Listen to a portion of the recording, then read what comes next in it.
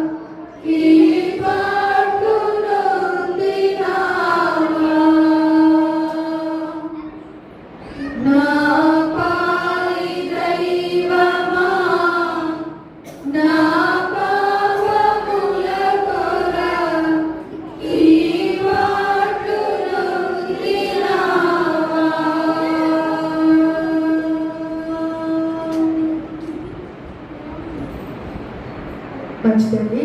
ఈ సమయంలో మరి ఒక శిలువ ధ్యాన గీతాన్ని ఆలపిస్తూ కార్యక్రమంలో ముందుకు కొనసాగుతాం. ఎంతో వింత ఎంతో చింత అనే శిలువ ధ్యాన గీతాన్ని అందరూ కలిసి జ్ఞానపూర్వకంగా ఆలపిద్దాము.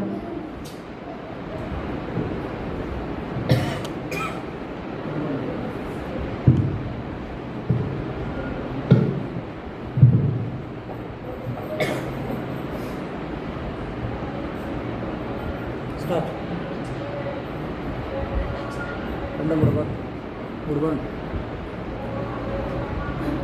ఎంతో వింత ఎంతో చింత యేసునాథు మరణమంత ఎంతో వింత ఎంతో చింత యేసునాథు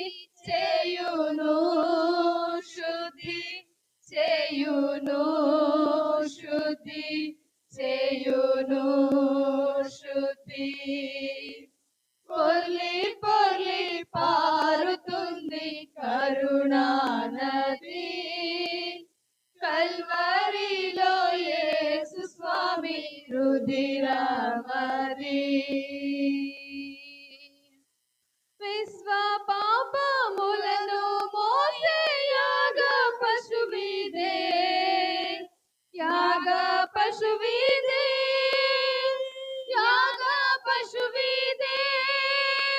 విశ్వ పాపములను మోసే యాగ పశువిదే, యాగ పశువిదే, యాగ పశువిదే.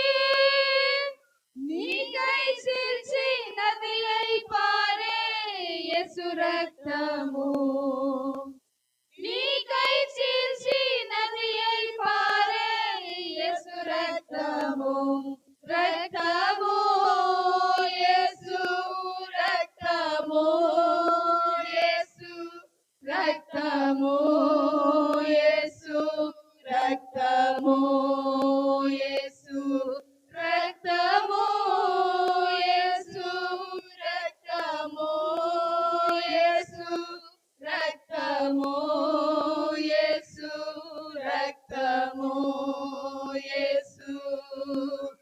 పొర్లి పొర్లి పారుతుంది కరుణా నది, కల్వరిలో యేసు స్వామి రుధిరమది.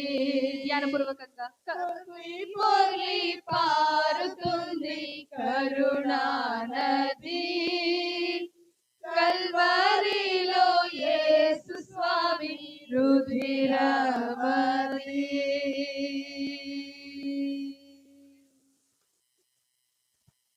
మంచిది ప్రియులారా, ఈ సమయంలో మనమందరము మన లేఖనాలను తీసుకొని పైకి లేచి నిలవబడి యెషయా గ్రంథము 53వ అధ్యాయము 1 నుండి చివరి వరకు ఉన్నటువంటి వాక్య భాగాన్ని చదువుకుందాం.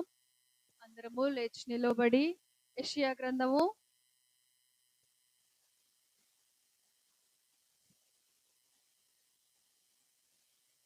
యెషయా గ్రంథము 53వ అధ్యాయము 1 నుంచి చివరి వరకు ఉన్నటువంటి వాక్య భాగాన్ని మొదట నేను చదువుతాను. నా తర్వాత కలిసి మీతో కూడా మీరు కూడా చదవాలని ప్రభు పేరిట మనవి చేస్తూ ఉన్నాను. మేము తెలియచేసిన సమాచారము ఎవడు నమ్మెను, యెహోవా బాహువు ఎవనికి బయలుపరచబడెను, లేత మొక్క వలెను ఎండిన భూమిలో మొలిచిన మొక్క వలెను అతడు ఆయన ఎదుట పెరిగెను, అతనికి సురూపమైనను సొగసైనను లేదు. మనం అతన్ని చూచి అపేక్షించున్నట్లుగా అతని యందు స్వరూపము లేదు. అతడు తృణీకరింపబడిన వాడును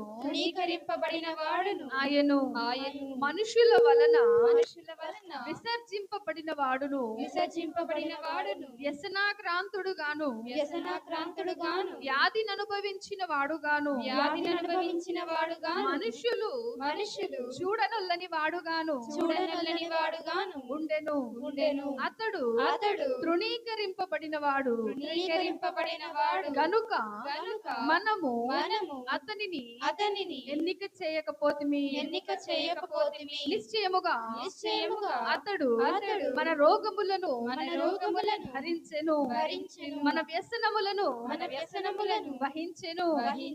అయినను మొత్తబడిన వాని గాను దేవుని వలన బాధింపబడిన వాని గాను శ్రమ నొందిన వాని గాను మనం అతనిని ఎంచితిమి. మన అతిక్రమ క్రియలను బట్టి అతడు గాయపరచబడెను, మన దోషములను బట్టి నలుగగొట్టబడెను. మన సమాధానార్థమైన శిక్ష అతని మీద పడెను. అతడు పొందిన దెబ్బల చేత మనకు స్వస్థత కలుగుచున్నది. మనమందరము గొర్రెల వలె ద్రోవ తప్పిపోతిమి. మనలో ప్రతివాడును తనకిష్టమైన ద్రోవకు తొలిగెను. యెహోవా మన అందరి దోషమును అతని మీద మోపెను. అతడు దౌర్జన్యమునందెను. బాధింపబడినను అతడు నోరు తెరవలేదు. వదకు తేబడు గొర్రె పిల్లయు బొచ్చు కత్తిరించు వాని ఎదుట గొర్రెయు మౌనముగా నుండునట్లు అతడు నోరు తెరవలేదు. అన్యాయపు తీర్పు పొందినవాడై అతడు కొనిపోబడెను. అతడు నా జనుల అతిక్రమమును బట్టి మొత్తబడెను గదా. సజీవుల భూమిలో నుండి అతడు కొట్టివేయబడెను. అయినను అతని తరము వారిలో ఈ సంగతి ఆలోచించిన వారెవరు? అతడు మరణమైనప్పుడు భక్తిహీనులతో అతనికి సమాధి నియమింపబడెను. ధనవంతుని యొద్ద అతడు ఉంచబడెను. నిశ్చయముగా అతడు అన్యాయమేమియు చేయలేదు. అతని నోట ఏ కపటమును లేదు. అతని నలుగగొట్టుటకు యెహోవాకు ఇష్టమాయెను. ఆయన అతనికి వ్యాధి కలుగజేసెను. అతడు తన్ను తానే అపరాధ పరిహారార్థ బలి చేయగా అతని సంతానము చూచును. అతడు దీర్ఘాయుష్మంతుడగును. యెహోవా ఉద్దేశము అతని వలన సఫలమగును. అతడు తనకు కలిగిన వేదనను చూచి తృప్తి నొందును. నీతిమంతుడైన నా సేవకుడు జనుల దోషములను భరించి తనకున్న అనుభవ జ్ఞానము చేత అనేకులను నిర్దోషులనుగా చేయును. కావున గొప్ప వారితో నేనతనికి పాలు పంచి పెట్టెదను. ఘనులతో కలిసి అతడు కొల్ల సొమ్ము విభాగించుకొనును. ఏలయనగా మరణము నొందునట్లు అతడు తన ప్రాణమును ధారపోసెను. అతిక్రమము చేయు వారిలో ఎంచబడిన వాడాయను. అనేకుల పాపమును భరించుచు తిరుగుబాటు చేసిన వారిని గూర్చి విజ్ఞాపనము చేసెను.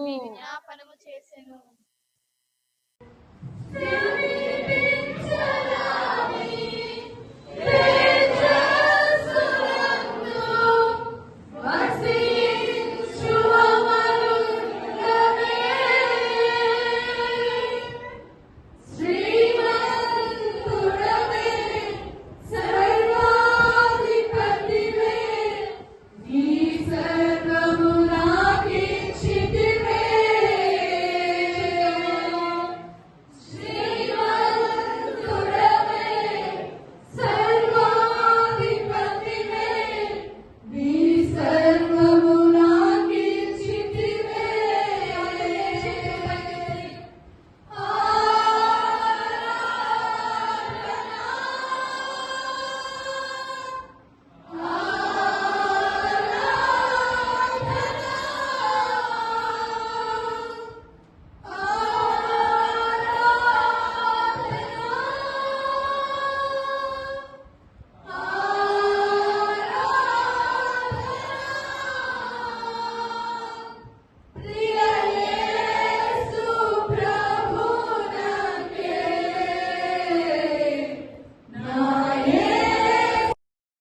ఘనమైన పరిశుద్ధమైన శ్రేష్ఠ నామానికి మహిమ కలుగునుగాక. క్రీస్తునందు ప్రియులరా, 2026వ సంవత్సరం ఏప్రిల్ 3వ తేదీ శుభ శుక్రవారపు మరి ఆరాధన క్రమమును మనము కలిగి ఉండునట్లుగా దేవుడు ప్రేమించి మన కొరకు ఓ శ్రేష్టమైనటువంటి మరో సమయాన్ని ప్రభు ఇచ్చారు. దానిని బట్టి మనమంతా ఎంతైనా ప్రభుని స్తుతించి దేవుని నామాన్ని మహిమపరచవలసినటువంటి వారమై ఉంటూ ఉన్నాం. దేవునికి స్తోత్రం. మరి దినమందు మన ప్రియ బిడ్డలందరూ కూడా మన ప్రభు అయినటువంటి యేసుక్రీస్తు వారు పలికినటువంటి 7 మాటలు ఏవైతే ఉంటూ ఉన్నాయో వాటిని చాలా చక్కగా బిడ్డలు వివరిస్తూ దేవుని నామాన్ని మహిమపరిచారు. దాని అంతటిని బట్టి నేను ప్రభుని స్తుతిస్తూ ఉన్నాను. మొదటి మాట ఏంటి చెప్పండి? వీరేమి చేయుచున్నారో వీరెరుగరు గనుక వీరిని క్షమించు తండ్రి అని చెప్పేసి యేసయ్య చేసినటువంటి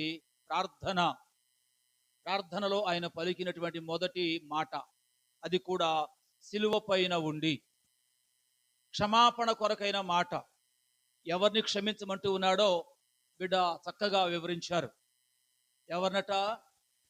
క్షమాపణకు ఏమాత్రము అర్హత యోగ్యత లేనటువంటి మరి అతి భయంకరమైనటువంటి చేయకూడని కార్యాలు వ్యక్తిగతంగా వారి జీవితంలో చేసుకుంటూ ఉన్నారు, సమాజం విషయంలో చేస్తూ ఉన్నారు. అలాగే వారిని రక్షించుటకు ఈ లోకానికి దిగి వచ్చినటువంటి ప్రభు అయినటువంటి యేసుక్రీస్తు వారి విషయంలో కూడా ప్రియమైన వారు ఆ ప్రకారమే చేసి ఎంతగానో హింసించిన బాధించినటువంటి క్షమాపణకు ఏమాత్రము అర్హత లేని ఆయనను సిలువ వేయడానికి అప్పగించిన వారిని, సిలువ వేస్తున్నటువంటి వారిని, ఆయనకు తీర్పులు అన్యాయంగా తీర్చినటువంటి వారిని ప్రతి ఒక్కరిని కూడా ప్రియమైన వారుల క్షమించమని ప్రభు పలికినటువంటి మాట బిడ్డ చక్కగా వివరించారు. దాన్ని బట్టి దేవుడు బిడ్డను దీవించునుగాక. అదే క్షమాపణ గుణాన్ని దేవుని బిడ్డలమైన మనం అందరం కూడా అవలంబించుదుముగాక. రెండవ మాట ఏంటండి? నేడు నీవు నాతో కూడా ఉంటావు, పరదేశులో ఉంటావు. యేసయ్య సిలువలో పలికినటువంటి రెండవ మాట. ఈ మాట కూడా మరి మన బిడ్డలు ఒక నూతన పద్ధతిలో, ఆయనతో కూడా 2 దొంగలు సిలువ వేయబడ్డారు. ఇద్దరు ఆయనను చూస్తూ ఉన్నారు, పరీక్షిస్తున్నారు, పరిశీలన చేస్తున్నారు. ఒకడేమో ఆయన ప్రభు అని ఒప్పుకున్నాడు, మరొకడేమో మరింతగా హృదయాన్ని కఠినపరుచుకున్నాడు. అంచేత రక్షింపబడడానికి ఇద్దరికి అవకాశం ఉన్నా కూడా ఒకడు ఆ సమయాన్ని దుర్వినియోగం చేసుకున్నాడు, మరొకడు ఆ సమయాన్ని సద్వినియోగం చేసుకున్నాడు. దేవునికి స్తోత్రం. ఎవడు దొంగ కూడా మంచి దొంగ. ఉన్న సమయాన్ని సద్వినియోగం చేసుకోవటంలో చక్కటి జ్ఞానం కలిగినటువంటి వాడు. చాలా మందికి సమయాలు ఉన్నాయి కానీ దానిని సద్వినియోగం చేసుకోవడం చేత కావటం లేదు. అందుకొరకు వారంతా కూడా ఆ రెండవ దొంగ స్థానంలోనికి వెళ్ళిపోతా ఉన్నారు.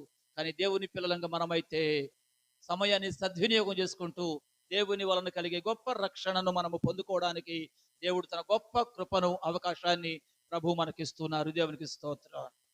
మూడవ మాట ఏంటి చెప్పండి? అమ్మా, ఇదిగో నీ కుమారుడు, ఇదిగో నీ తల్లి. బిడ్డలు బాధ్యత కలిగిన వారుగా ఉండాలని మూడవ మాట కూడా మరి బిడ్డ చక్కగా వివరించారు. మీరంతా శ్రద్ధగా విన్నారు. అక్కడ మన బాధ్యతను కూడా గుర్తు చేస్తూ ఉన్నారు. తల్లిదండ్రులను కలిగినటువంటి మనమందరము మరి వారిని ఎంతగా ప్రేమించాలో, ఎంతగా వారిని సన్మానించాలో, వారికి ఎంతగా మనం విధేయులు కావాలో, వారి యొక్క బాధ్యతను ఏ విధంగా తీసుకోవాలో ప్రియమైన వారురా చక్కగా ఆ మాట కూడా మనం ధ్యానం చేసుకోవడానికి దేవుడి రోజున గొప్ప అవకాశాన్ని ఇచ్చారు. అనేక విషయాలు మన యొక్క కర్తవ్యాన్ని నిర్వర్తించడానికి కూడా ఈ మాటలు మనకు దోహదపడుతున్నాయి. అందును బట్టి ఒకసారి దేవుని స్తోత్రం చెప్పుకుందాం. నాలుగవ మాట, ఏలీ ఏలీ లామా సబక్తాని అని బిగ్గరగా కేక వేసెను. అనగా, నా దేవా, నా దేవా, నన్నెందుకు చేయి విడిచితివి, నన్నెందుకు చేయి విడిచితివి. యేసు పలికిన 4వ మాట, నన్నెందుకు చేయి విడిచితివి. నా దేవా, నా దేవా. అవును, ఆయన అంటే తండ్రి అయినటువంటి దేవుడు ఈ లోకానికి శరీరధారిగా వచ్చినటువంటి మన ప్రభు అయినటువంటి యేసయ్య చేయి విడవకపోతే ఆయనను మరణము సమీపించదు. రెండవది, ఆయనను చేయి విడవకపోతే తండ్రి మన చేయి పట్టుకోవడం సాధ్యం కాదు. ఆయన చేయి విడవబడితేనే ప్రియమైన వారురా ఆయనకు మరణం అనేది లభ్యమవుతుంది. ఆయనకు మరణం లభ్యమైతేనే మనందరి పాప శాపములను మోసుకొని వెళ్ళినటువంటి ఆయన సిలువలో మరణించి తిరిగి మరణపు యొక్క కోరలను విరిచి, మరణమా నీ ముల్లెక్కడ, మరణమా నీ విజయం ఎక్కడ అని ఒక సవాలు మరణం మీద ఆయన విసరడానికి సాధ్యమవుతుంది. కానీ ఆయన సంపూర్ణ మానవునిగా ఉన్నాడు కనుక ఆయన చేయి విడిచిన ఆ క్షణాన్ని యేసయ్య ఏమండి తట్టుకోలేకపోయాడు, సహించలేకపోయాడు. అవును, వ్యక్తుల జీవితాలలో దేవుడు చేయి విడిస్తే ఆ పరిస్థితి అంత దయనీయంగా, అంత భయంకరంగా ఉంటుంది. మనమందరం ఆయన చేతిలో ఉన్నాము. దేవునికి స్తోత్రం కలుగును గాక. హల్లెలూయా. చక్కటి మాటలు మనము ఈ ధ్యానం 7 మాటల ధ్యానంలో మనం నేర్చుకునే దానికి ప్రభు కృప చూపారు. 5వ మాట, లేఖనము నెరవేరునట్లుగా. ఏమండి ఏంటన్నా లేఖనం అంటే ఏంటి? ఏదో చెప్పావుగా.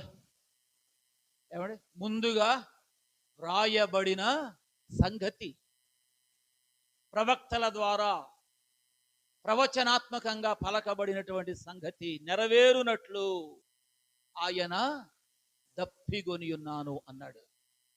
మరి ఎవరైనా ఆయన దప్పిక తీర్చారా? ఎవరైనా ఆయన దాహాన్ని తీర్చారా అని చెప్పేస్తున్నానంటే ఎవరు ఆయన దాహాన్ని తీర్చలేదు, ఆయన దప్పికను తీర్చలేదు. పైగా ఏమిచ్చారు ఆయనకి? చేదు చిరకనిచ్చారట. ఆయన మూతికి అలాగున శిలువలో వేలాడుతూ ఉండగా అలా అందించారట.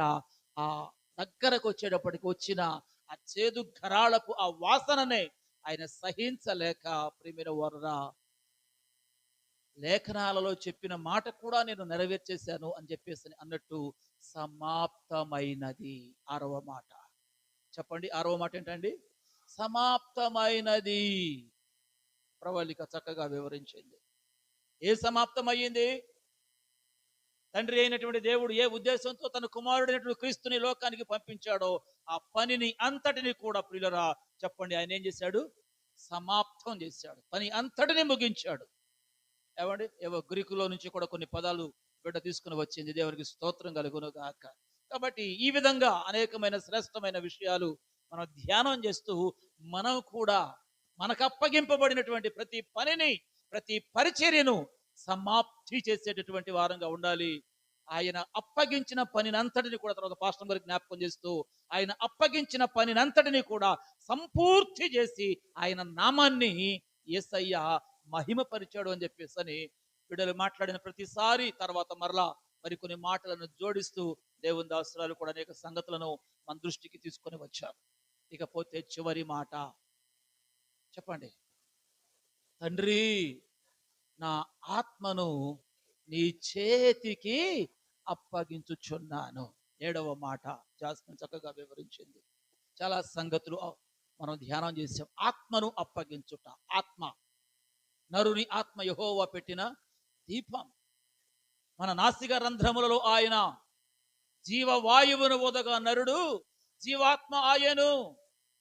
అట్టి ఆత్మను తిరిగి మనము దేవునికి అప్పగించాలి తప్ప ఈ లోకానికి, లోక సంబంధమైనటువంటి మాలిన్యానికి మనము అప్పగించేవారుగా ఉండకూడదు అని చెప్పేసి అనేక విషయాలు స్టెఫను దగ్గర నుండి, దావీదు దగ్గర నుండి వారు ఎలాగున వారి వారి ఆత్మలను దేవునికి అప్పగించారో మనము కూడా వారి మాదిరిని అనుసరిస్తూ ఆ ఆత్మ కలిగిన వారమై ఈ లోకంలో దేవుని మహిమ కొరకు జీవించాలి అని ఎన్నో సంగతులు ప్రియమైన వారులరా లేఖనాల్లో నుంచి మనమందరము కూడా పురికొల్పబడడానికి పరిశుద్ధాత్మ దేవుడు ఈ 7 బిడ్డలను మన కొరకు వాడుకున్నాడు. అందుని బట్టి ఒకసారి 2 చేతులు పైకెత్తి గట్టిగా స్తోత్రం చెప్పండి. Praise the Lord. హల్లెలూయా. అంత మాత్రమే కాదు, చెప్పబడిన వాక్యాలను బట్టి 7 బిడ్డలు చక్కగా ప్రార్థన చేశారు. దాన్ని బట్టి కూడా నేను ప్రభుని స్తుతిస్తున్నాను. అంత మాత్రమే కాదు, మరి ఈ సంవత్సరం ఫిబ్రవరి 18వ తేదీ నుండి గుడ్ ఫ్రైడే ఈ రోజు వరకు మరి దేవుని పిల్లలమైనటువంటి మనం అందరం కలిసి ప్రతి రాత్రి దేవుని సన్నిధిలో కూడుకుంటూ అనేక విషయాలను మనము ధ్యానం చేస్తూ వచ్చాం. అలాగే కొంతమంది బిడ్డలు ఆసక్తి కలిగిన దానిని బట్టి వారి కుటుంబాలలోకి వెళ్ళి వారి యొక్క బాగోగులు తెలుసుకొని వారి కష్ట సుఖాలు ఏవో తెలుసుకొని వారి కొరకు ప్రార్థించడానికి కూడా దేవుడు కృప చూపారు. మన ప్రార్థనలన్నీ కూడా విని వారి జీవితాల్లో కూడా దేవుడు తన కార్యాలను జరిగించి ఆయన తన నామానికి మహిమ తెచ్చుకొనును గాక. హల్లెలూయా. ఈ రోజు చాలా ప్రత్యేకం. చెప్పండి, ఈ రోజు చెప్పండి. ఈ రోజు చాలా ప్రత్యేకం. ఎంత ప్రత్యేకం అంటే క్రీస్తునందు ప్రియమైన వారురా, ప్రేమకు మరణం లేదు అని నిరూపించినటువంటి రోజు ఈ రోజు. చెప్పండి ఒకసారి. ప్రేమకు మరణము లేదు అని నిరూపించినటువంటి రోజు ఈ రోజు. అంతేకాదు, ద్వేషాన్ని క్షమతో జయించిన రోజు. ద్వేషాన్ని క్షమతో, క్షమాపణ మనసుతో జయించినటువంటి రోజు ఈ రోజు. అందుకే ఇది పవిత్రమైనటువంటి గుడ్ ఫ్రైడే అయ్యింది. అట్టి దినాన్ని మనము స్మరించుకుంటూ దేవుని సన్నిధిలో ప్రియమైన వారురా ఆ గుణగణాలను, ఆ లక్షణాలను మనము కూడా కైవసం చేసుకొని దేవుని సన్నిధిలో ముందుకు కొనసాగేటటువంటి గొప్ప కృప పరిశుద్ధాత్మ దేవుడు మనకు అనుగ్రహించును గాక. రండి, దైవ గ్రంథమైన పరిశుద్ధ బైబిల్లో నుంచి కొద్దిసేపు దేవుని యొక్క వాక్యాన్ని మనం ధ్యానం చేసుకుందాం. పేతురు రాసినటువంటి మొదటి పత్రిక 2వ అధ్యాయము. పేతురు రాసినటువంటి మొదటి పత్రిక 2వ అధ్యాయము. దేవుని యొక్క వాక్యాన్ని మనం చదువుకుందాం. ఈ సమయంలో 21వ వచనం దగ్గర నుండి కొన్ని మాటలు చదివి దేవుని యొక్క వాక్యాన్ని మనం ధ్యానం చేసుకుందాం. క్రీస్తు కూడా మీ కొరకు బాధపడి మీరు తన అడుగు జాడల యందు నడుచుకొనున్నట్లు మీకు మాదిరి ఉంచిపోయెను. ఆయన పాపము చేయలేదు. ఆయన నోటను ఏ కపటమును కనబడలేదు. ఆయన దూషింపబడి బదులు దూషింపలేదు. ఆయన శ్రమ పెట్టబడి బెదిరింపక న్యాయముగా తీర్పు తీర్చు దేవునికి తన్ను తాను అప్పగించుకొనెను. మనము పాపముల విషయమై చనిపోయి నీతి విషయమై జీవించున్నట్లు ఆయన తానే తన శరీరమందు మన పాపములను మ్రాను మీద మోసుకొనెను. ఆయన పొందిన గాయముల చేత మనము స్వస్థత నొందితిరి లేక నొందితిమి. ఆయన పొందిన గాయముల చేత మీరు స్వస్థత నొందితిరి. ప్రియులారా, ఈ 24వ వచనం మరొకసారి మీరు జాగ్రత్తగా గమనిస్తే అక్కడ ఈ రోజు మనం ధ్యానం చేసేటటువంటి అంశం మనకు కనబడుతుంది. అదేమిటంటే, ఆయన తానే తన శరీరమందు మన పాపములను మ్రాను మీద మోసుకొనెను. ఆయన తానే తన శరీరమందు మన పాపములను మ్రాను మీద మోసుకొనెను. దేవునికి స్తోత్రం. ఇది గుడ్ ఫ్రైడే, ఇది శుభ శుక్రవారం. ఏంటయ్యా అని చెప్పేస్తానంటే, ఆయన తానే తన శరీరమందు ఎవరు పాపాలు మోసుకుపోయాడు? మన పాపములను మోసుకొని వెళ్ళాడు. మన దోషములను మోసుకొని వెళ్ళాడు. మన అపవిత్రమైనటువంటి కార్యకలాపాల వలన మనము అనుభవించవలసినటువంటి శిక్ష ఏదైతే ఉందో దానినంతటిని కూడా ప్రియమైన వారులా ఆయన తన శరీరమందు తానే మోసుకొని వెళ్ళాడు. ఎవరు మన పాపములను ఆయన మీద మోపలేదు. ఎవరు మన దోషములను ఆయన మీద మోపలేదు. అక్కడ రాయబడిన మాటను మనం జాగ్రత్తగా గమనిస్తే, ఆయన తానే తన శరీరమందు మన పాపములను మోసుకొని పోయాడు. ఎందుకు? మన పాపాలు ఆయన ఎందుకు మోయాలి? మన దోషములను ఆయన ఎందుకు మోయాలి? మన శాపాన్ని ఆయన ఎందుకు భరించాలి? మన శిక్షను ఆయన ఎందుకు సహించాలి? ఆయన ఎందుకు ఓర్చుకోవాలి? అక్కడ రాయబడి ఉంది ప్రియమైన వారురా, క్రీస్తు మీ కొరకు బాధపడ్డాడు. ఎందుకు అని చెప్పేస్తానంటే, నేను ఆయన అడుగు జాడల యందు నడుచుకోవటం కొరకు ఆయన మనకు మాదిరి చూపించాడు. ఆయన పాపము చేయలేదు. మరి ఎవరు పాపం చేశారు? ఏమండి? మనం పాపం చేశాం. ఆయన ఏ నేరము చేయలేదు. మరి ఎవరు నేరం చేశారు? మనం నేరం చేశాం. ఆయన నోట ఏ కపటము లేదు. మరి ఎవరు కపటంగా ఉన్నారు? మనుషులు కపటంగా ఉన్నారు. అయితే ప్రియమైన వారురా, ఆయన దూషింపబడి ఎవరిని కూడా చెప్పండి దూషించలేదు, బెదిరించలేదు. పైగా న్యాయముగా తీర్పు తీర్చు దేవునికి తనను తానే అప్పగించుకొనేను అని చెప్పేసి దేవుని యొక్క లేఖనాలలో మనం ఇక్కడ చూస్తూ ఉన్నాం.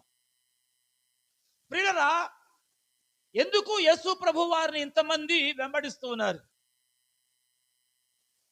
ఏంటి ఈయనలో ఉన్న ప్రత్యేకత అని మనం ఆలోచిస్తే, అందరూ వారి వారి పాపముల కొరకు, వారి వారి దోషముల కొరకు, వారి వారి అవిధేయతల కొరకు, వారి వారి అక్రమాల కొరకు, వారి వారి అన్యాయ సంబంధమైనటువంటి జీవితాల కొరకు ఒకవేళ ఎవరైనా శ్రమ అనుభవించవలసి వస్తే అనుభవించారేమో కానీ, ఈ గుడ్ ఫ్రైడే ఆరాధనలో నేను ప్రకటిస్తూ ఉన్నటువంటి మన ప్రభు అయినటువంటి యేసయ్య, ఆయన నోట ఏ కపటము లేదు. ఆయన ఏ అన్యాయము చేయలేదు. ఆయన ఎవరికి అపకారి కాదు. ఆయన గురించి బైబిల్లో వ్రాయబడిన మాట ఏమిటంటే, యేసు క్రీస్తు అందరికీ ఉపకారి. చెప్పండి, అపకారా ఉపకారా? యేసు క్రీస్తు అందరికీ ఉపకారి. ఆయన అందరికీ ఉపకారి గనుక ఈ విషయాన్ని నీవు విశ్వసించి ఆయన యందు నీవు నమ్మిక ఉంచి, అయ్యా నాకు కూడా ఉపకారం చేయి, అనేక రకాల అపకారాలతో నేను ఇబ్బంది పడుతూ ఉన్నాను, నష్టపోతూ ఉన్నాను, కష్టపరచబడుతూ ఉన్నాను, అందుచేత నీ సహాయం కావాలి, నీ కృప కావాలి, నీ దయ కావాలి అని ప్రియులరా, ఎవరు ఆయన యందు నమ్మిక ఉంచి విశ్వాసం ఉంచి విధేయతతో ఆయన పాదాలు పట్టుకొని ఆయనను అడగగలుగుతారో అట్టి వారందరికీ కూడా ప్రేమైన వారురా ఆయన ఉపకారి. దేవునికి స్తోత్రం. అట్టి వారి పాపములన్నీ కూడా ఆయన మోసుకొని వెళ్ళాడు. అట్టి వారి దోషములన్నీ ఆయన మోసుకొని వెళ్ళాడు. వారి శిక్షంతా ఆయనే భరించాడు. దేవునికి స్తోత్రం. ఎవరు భరించాడండి? వాస్తవానికి లోక సూక్తి అంటే అని చెప్పేస్తున్నానంటే, దుష్ట శిక్షణ శిష్ట రక్షణ. ఎవడు దోషం చేశాడో, ఎవడు పాపము చేశాడో, ఎవడు నరహత్య చేశాడో, ఎవడు వ్యభిచరించాడో, ఎవడు దేవునికి వ్యతిరేకంగా ప్రవర్తించాడో వాడే శిక్ష అనుభవించాలి. దేవునికి స్తోత్రం. అది పాత నిబంధన. రండి, ఇర్మియా గ్రంథము దేవుని యొక్క వాక్యాన్ని మనం కొద్ది నిమిషాలు ధ్యానం చేద్దాం. ఇర్మియా గ్రంథము 34వ అధ్యాయము. ఇర్మియా గ్రంథం 34వ అధ్యాయము 18, 19 వచనాలు ఒక్కసారి మనం చదువుదాం రండి. మరియు నా సన్నిధిని తాము చేసిన నిబంధన మాటలు నెరవేర్చక దానిని అతిక్రమించు వారిని తాము రెండు భాగములుగా కోసి వాటి మధ్య నడిచిన దూడతో సమానములుగా చేయుచు ఉన్నాను. అనగా యూదా అధిపతులను, యెరూషలేము అధిపతులను, రాజ పరివారములలోని వారిని, యాజకులను, దేశ జనులందరినీ ఆ దూడ యొక్క, ఈ మాట గట్టిగా పట్టుకోనండి, ఆ దూడ యొక్క రెండు భాగముల మధ్య నడిచిన వారినందరినీ ఆ దూడతో సమానులుగా చేయుచున్నాను. దేవునికి స్తోత్రం. ప్రియమైన వారలారా, జాగ్రత్తగా వినండి. ఏం చదివా మనం ఇక్కడ? 18వ వచనం రాయబడి ఉంది, నా సన్నిధిని తాము చేసిన నిబంధన మాటలను నెరవేర్చక దానిని అతిక్రమించు వారిని అని రాయబడి ఉంది. ఎవరిని, ఏమని మాట్లాడుతున్నాడు ఇక్కడ దేవుడు ఇర్మియా ద్వారా? నా సన్నిధిలో నిబంధన చేసినటువంటి వారు ఎవరైతే ఉన్నారో, ఈ నిబంధన చేసినటువంటి వారు దానిని గనక ఒకవేళ అతిక్రమిస్తే, ఏంటది? నిబంధనను అతిక్రమిస్తే. అతిక్రమించుట మంచిదా? ఏమండి? ఏదైనా ఒక నియమం ఉంది, ఒక నిబంధన ఉంది, ఒక క్రమం ఉంది, ఒక పద్ధతి ఉంది. ఏమండి? ఆ పద్ధతిలో ఉండాలా? పద్ధతిని మనము దాటిపోవాలా? పద్ధతిని మనం అనుసరించాలా? పద్ధతిని ప్రియమైన వారులను మనము తిరస్కరించాలా? ఒకవేళ లోకరీతిగా ఉన్నటువంటి పద్ధతులు, లోకరీతిగా ఉన్నటువంటి నియమాలు, లోకరీతిగా ఉన్నటువంటి నిబంధనలు, లోకరీతిగా ఉన్నటువంటి ఏవైనా ఉన్నాయి అని అంటే వాటి ప్రకారం ఉంటే అది మనకే మేలు, మనకే దీవెన. కాదు అని చెప్పేసి ఒకవేళ అతిక్రమించామనుకోండి, దానికి సంబంధించినటువంటి మూల్యం చెల్లించక తప్పదు. చెల్లించక తప్పదు. నిబంధనను అతిక్రమించడం తప్ప ఒప్ప? ఏమండి? నిబంధనలను ఉల్లంఘించడం తప్ప ఒప్ప? పిల్లలు ఎగ్జామ్స్ రాస్తా ఉన్నారు ప్రస్తుతం. 10th క్లాస్ పిల్లలు, ఇంటర్మీడియట్ పిల్లలు రకరకాలుగా ఎగ్జామ్స్ రాస్తూ ఉన్నారు. ఏమండి? కాపీ రాయకూడదు, కాపీ కొట్టకూడదు రూల్. ఇప్పుడు ఈ రూల్ ఏం చేయాలి? కాపీ కొట్టకూడదన్నారు కాబట్టి, చూసి రాయకూడదన్నారు కాబట్టి ఏం చేయాలి? ఏమండి? లేదండి నేను చూసే రాస్తాను అని చెప్పేసి ఒక కాపీలు పట్టుకుని వెళ్ళామనుకో, ఏమండి, కనబడుకోకుండా స్లిప్పులు ఎక్కడెక్కడ పెట్టుకుని వెళ్ళామనుకో, ఏం చేస్తారు? డిబార్. డిబార్. అంతేకాదు, మరలా ఒక 2 సంవత్సరాల వరకు ఆ ఎగ్జామ్ రాయడానికి అవకాశాన్ని ఎవరు? ఎందుకు? నియమం ఒకటి ఉంది, నిబంధన ఒకటి ఉంది, పద్ధతి ఒకటి ఉంది, దానిని ఉల్లంఘించావు. ఏం చేసావు? ఉల్లంఘించావు. ఉల్లంఘించావు గనుక ప్రియమైన వారురా, దాని కొరకైనటువంటి శిక్ష అనుభవింపక తప్పదు. శిక్ష అనుభవింపక తప్పదు. దేవుడు ఇక్కడ సుస్పష్టంగా ప్రవక్త అయినటువంటి ఇర్మియా ద్వారా ప్రవచింపచేస్తూ ఆయన మాట్లాడుతున్నాడు ఒక మంచి మాట. అదేమిటయ్యా అని చెప్పేస్తానంటే, ఓ నా ప్రజలారా, నా బిడ్డలారా, నేను ఏర్పరచుకున్నటువంటి నా జనాంగమా, నా సన్నిధిలో మీరు చేసిన నిబంధన మాటలు నెరవేర్చక దానిని అతిక్రమించినట్లయితే, ఏం చేసినట్లయితే? ఏంటది? నా సన్నిధిలో, నా మందిరములో నాతో మీరు చేసిన నిబంధన, మీరిచ్చిన మాట, మీరు చేసిన ప్రమాణం. ఏమండి? ఇచ్చామో మనం ఏమైనా మాటలేమైనా ఇచ్చామో దేవునికి? ఏమండి? బాప్తిసం పొందిన వాళ్ళందరూ ఒకసారి చేతులెత్తి స్తోత్రం చెప్పండి. చేశారా? ప్రమాణం చేశారా? ప్రమాణం అంటే ఇలా కదా. ప్రమాణం అంటే ఏమండి? లేకపోతే ప్రతిజ్ఞ చేస్తాం కదా మనం స్కూల్లో చదువుకునేటప్పుడు. ప్రతిజ్ఞ. ప్రతిజ్ఞ చేసేటప్పుడు ఏం చేయాలి చెప్పండి? పెట్టండి, ఇలా పెట్టండి, ఒకసారి ఇలా పెట్టండి. ప్రతిజ్ఞ చేసేటప్పుడు ఏం చేయాలి? పెట్టమ్మా. ప్రతిజ్ఞ చేసేటప్పుడు ఏం చేయాలి? ఏమండి? ప్రతిజ్ఞ పూర్తయ్యే వరకు చేయని ఏం చేయాలి? ఉంచాలా, పెట్టేయాలా? ఒకవేళ ప్రతిజ్ఞ పూర్తి కాకముందు మీరు పెట్టేశారనుకోండి, మీ ప్రతిజ్ఞలో ఏమి లేదన్నమాట. సరి అయినటువంటి నిర్ధారణతో కూడిన ప్రతిజ్ఞ మీరు చేయడం లేదు. ఏదో అందరు చేస్తున్నారు కాబట్టి చెయ్యాలి కనుక అన్నట్టుగా ఏం చేస్తున్నారు? మరి ఇప్పుడు ఉందో లేదు ప్రతిజ్ఞ నాకు తెలియదు. ఏమండి? పొద్దున్నే తప్పనిసరిగా వందే మాత్రం పాడాలి. ఏమండి? సాయంత్రం ఓకే దింపేసేయండి, మంచోడు మీరు, గుడ్ స్టూడెంట్స్. ఏమండి? మా సాయంత్రం ఇంటికి వచ్చేటప్పుడు జనగణమన పాడాల్సిందే. ఇప్పుడు ఏంటో మన పక్కన స్కూల్లో పాడట్లా, టేప్ రికార్డు పెట్టేస్తున్నారు. ఏమండి? టేప్ రికార్డు పెట్టేస్తున్నారు. ఎందుకో నాకు తెలియదు. మరి అన్ని చోట్ల అంతేనా?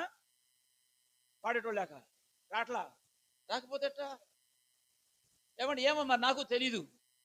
ఎప్పుడు చూసినా క్యాసెటే పెడుతున్నారు ఇక్కడ పక్కన మన స్కూల్లో. ఏమండి? కానీ మా చిన్నప్పుడు, మా చదువుకున్న రోజులు కాదు, పాడాల్సిందే ప్రతి ఒక్కరు. ఏమంటే? ప్రతిజ్ఞ పలకాల్సిందే. ఏమంటే? ప్రతిజ్ఞ పలకాలంటే చెప్పండి, గుర్తేంటి చెప్పండి, ఇప్పుడు పెట్టండి ఒకసారి. ఇది చాలా ప్రాముఖ్యమైన అంశం. ఇప్పుడు ఈ పూట, ఈ గుడ్ ఫ్రైడే ఆరాధనలో ఇది చాలా ప్రాముఖ్యమైనటువంటి విషయం. ఇది దేవుని స్తోత్రం కలుగును గాక. చెప్పండి, ఏం చేయాలి? ప్రతిజ్ఞ చేయాలంటే ఏం చేయాలి? చేయి చాపాలి. దేవుని స్తోత్రం కలుగును గాక. హల్లెలూయా. ఒకవేళ ఒట్టు పెట్టాలంటే ఒట్టు ఎట్ట పెడతారు? ఒట్టు పెట్టారా మీరు ఎప్పుడన్నా? ఒట్టు పెట్టారు మీరు ఎప్పుడన్నా? ఏమండి, అసలు ఒట్టు పెట్టొచ్చా? ఒట్టు పెట్టకూడదు. కానీ పెట్టావంటే ఎవరి మీదన ఒట్టేస్తున్నావో వాళ్ళ నెత్తి మీద చెప్పండి ఏం చేయాలి? నా భార్య తోడు అన్నామనుకో, లేకపోతే నా భర్త తోడు అన్నామనుకో, లేకపోతే నా బిడ్డ తోడు అన్నామనుకో, ఎవరి తోడు అంటున్నావో వాళ్ళ నెత్తి మీద చెప్పండి ఏం చేయాలి? అంటే ఒట్టు పెట్టాలి అని చెప్పేస్తానంటే ఎంత దమ్ము ఉండాలి? ఒట్టు పెట్టాలి అని చెప్పేస్తానంటే ఎంత నీతిమంతుడు కావాలి, ఎంత నిజాయితీ పరులు కావాలి, ఎంత ఏమండి ఏ విషయంలో ఒట్టు పెట్టిస్తున్నారో వాళ్ళ విషయమై ప్రియమైన వారా మనం ఎంత యథార్థమైన హృదయం కలిగిన వారం కావాలి. ఒకవేళ ఒట్టు పెట్టే విషయంలో మనం అపరాధి అయి ఉండి ఆ విషయం మనస్సాక్షి మనకు తెలియజేస్తున్నా కూడా కాదని ఒట్టు పెట్టామనుకో, ఏమవుతుంది? ఏమండి ఈ ఒట్టు పెట్టించే సందర్భాల్లో కొన్నిసార్లు ఇట్లా భార్య మీదో, బిడ్డ మీదో, భర్త మీదో, అన్న మీదో, చెల్లి మీదో, అమ్మ బాబు మీదో, అత్త మొదలు పెట్టేస్తారులే. ఏమండి ఇట్లా ఎవరి మీద ఒట్టు పెట్టాలంటే కొన్నిసార్లు ఇబ్బంది అవుతుందని చెప్పేసి చాలా మంది చేసే పని ఏంటంటే, దేవుడు తోడండి. ఎవరు తోడు? ఆయన కనపడడుగా, ఆయనకు వినపడదుగా కొంతమంది భావన. ఆయన ఏం చేయడు, ఆయన మీద ఎన్ని ఒట్లు వేసేసినా పర్వాలా అనేది కొంతమంది ఉద్దేశం. కానీ దేవుని యొక్క వాక్యం చెప్పే సంగతి ఏమిటయ్యా అని చెప్పేస్తానంటే, నీ దేవుడైనటువంటి యెహోవా నామమును వ్యర్థముగా ఏమంటే ఏం చేయకూడదు? ఉచ్చరింపకూడదు, వ్యర్థముగా ఉచ్చరింపకూడదు. అలాగే ఆయన పేరట ప్రమాణము చేయకూడదు. ఒకవేళ చేస్తే దాని విషయంలో మనం అందరం కూడా అత్యంత ఆసక్తి కలిగినటువంటి వారమై దానిని నెరవేర్చాలి, కానీ దానిని చెప్పడం ఏం చేయకూడదు? అతిక్రమించకూడదు. ఇది మనకు తెలిసిన పద్ధతి. కొట్టేయడానికి, ప్రతిజ్ఞ చేయడానికి, చేతులు ఇలా చాపి ఏదో మాట మేము కరెక్టే, మేము దాన్ని తప్పక చేయలేదు లేక చేస్తాము అని ఒక హామీ పత్రం లాగా కొన్ని విషయాల్లో ప్రియమైన వారులా మనం వ్యవహరిస్తూ ఉంటాం, ప్రయత్నం చేస్తూ ఉంటాం. దేవుని స్తోత్రం చెప్పండి ఒకసారి గట్టిగా, హల్లెలూయా.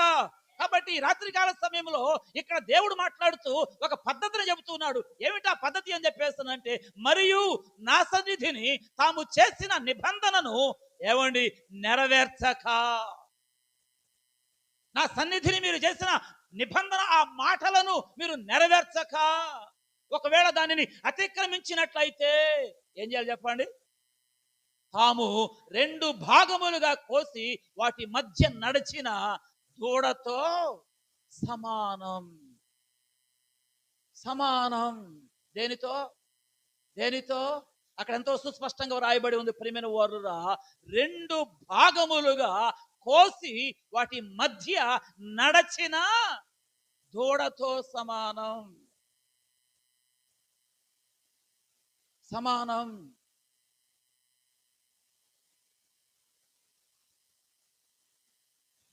నిబంధన చేయటం ఎందుకు?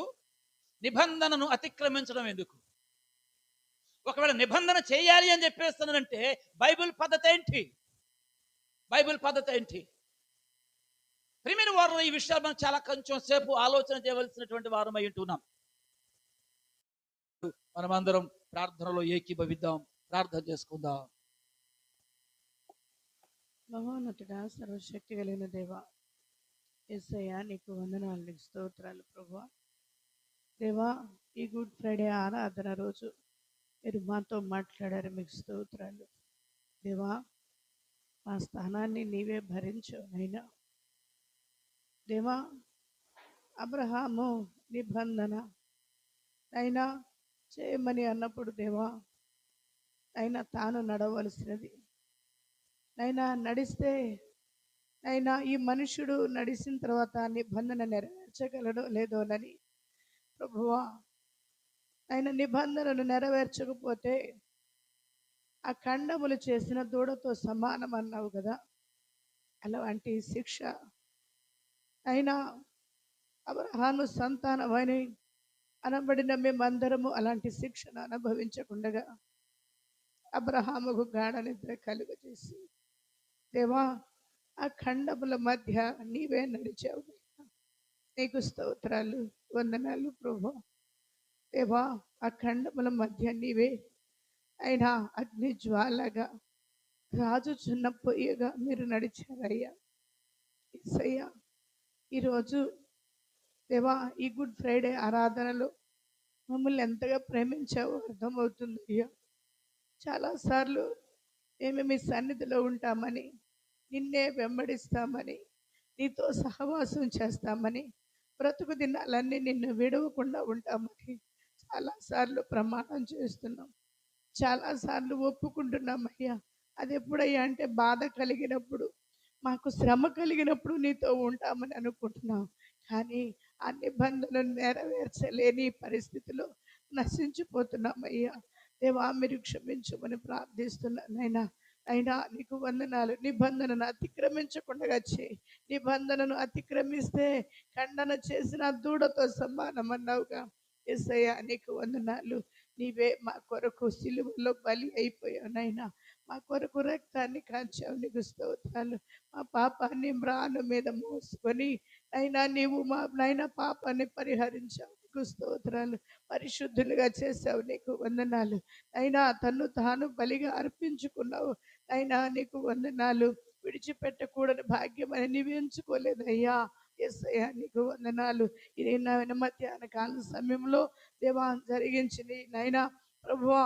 ఈ గుడ్ ఫ్రైడే ఆరాధన బట్టి నీకు స్తోత్రాలు. మేమందరం నీ నిబంధనని ఎప్పుడు నైనా ఉల్లంఘించకుండగా, అతిక్రమించకుండగా ప్రభువా, నైనా ఆజ్ఞను అతిక్రమిస్తే ప్రభువా పాపం అన్నావు, పాపం పరిపక్వ మరణం అన్నావు నైనా.